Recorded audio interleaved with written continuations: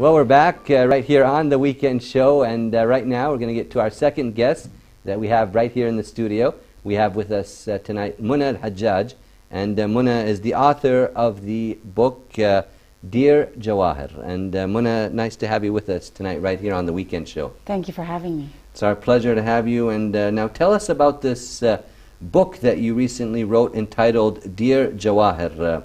How did you come up with the idea of writing this book, and who inspired you? Well, Dear Jawaher is, of course, very dear to me because my daughter's name is Jawaher. It's actually, I've always wanted to be a writer and an author. So, of course, with work, I haven't been able to. So, when I got married... So you always had this in the yes, back of your mind, huh? I've always wanted to be an author. It was my dream.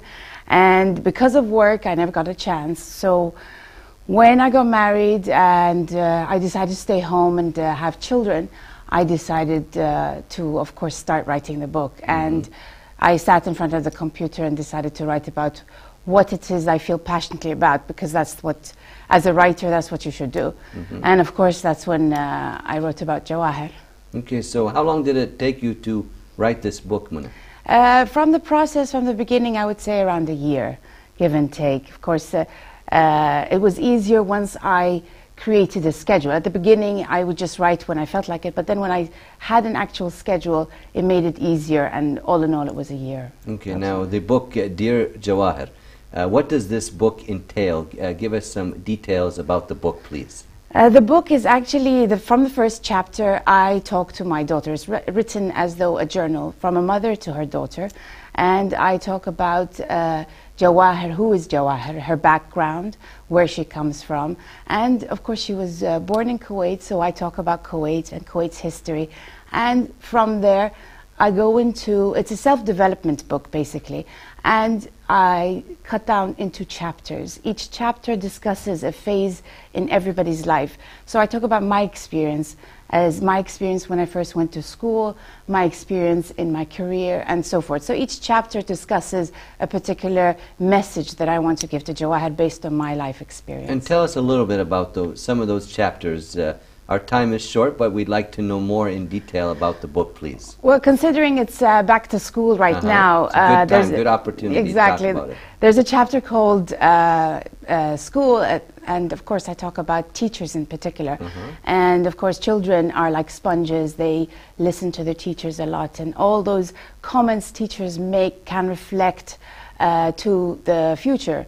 I'm sure you can remember certain things teachers told you. Sure, yes. So they last with you, and I wanted Jawaher to know that there are teachers that will motivate you and so forth, and believe in you, and that's how you get motivated. And so basically that's partly from school, there's teachers, and of course there's friends. Certain experiences in my life that as friends in school that I wanted her to be prepared for. Okay, now the book Dear Jawaher, in your opinion, Muna, as the author of the book, what do you think is the most important point in the book that you would like, let's say, Jawaher to always remember, your daughter, or even other children that have been reading the book, or even will read the book after today's episode? We hope so. Well, basically, it's two things. The message is a self-development book for teenagers in particular. And the message that I wanted my daughter and all teenagers to know is that with strategic thinking, sometimes we go about life on autopilot.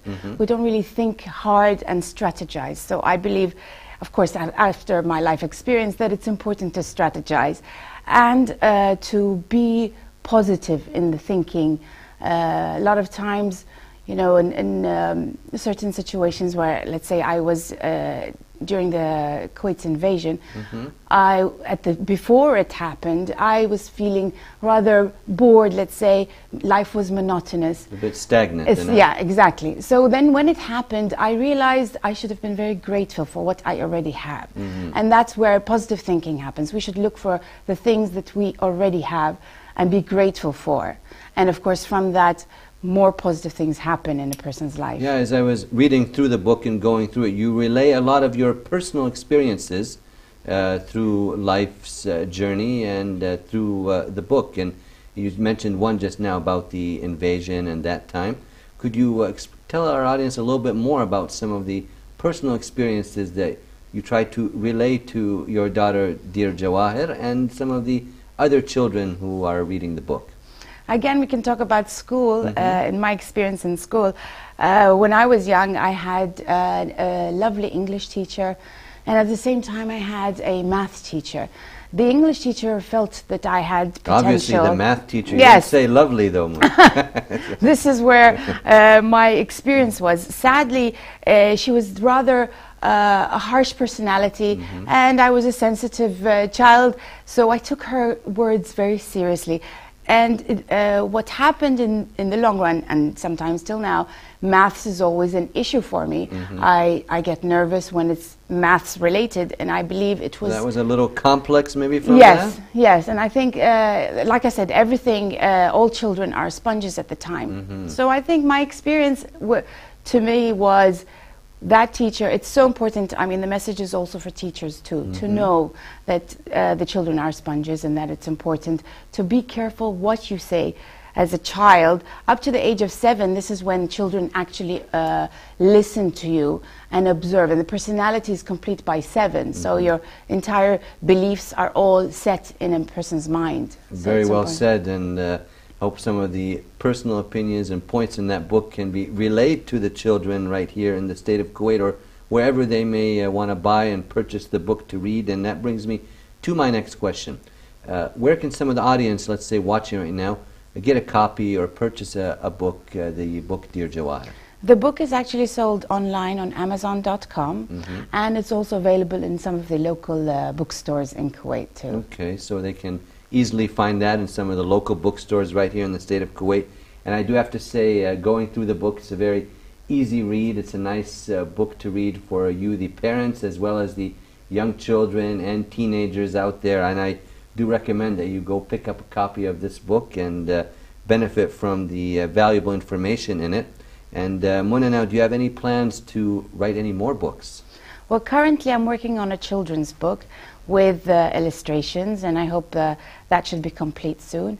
And in the long run, maybe I will write for Jawaher's younger brother Majid, and see from a perspective, from a boy's perspective rather than just a girl's perspective. Well, we look forward to that, and keep us updated on any new books that may come out in the near future. Thank you so much. Thank you so much, Mona Al-Hajjaj, for joining us this evening, and we'd like to wish you all the best of luck with the book and any further books that you work on. Thank you so much. Thank you. It's been a pleasure. It's our pleasure, and we were speaking to Mona Al-Hajjaj, who is the author of the book Dear Jawaher.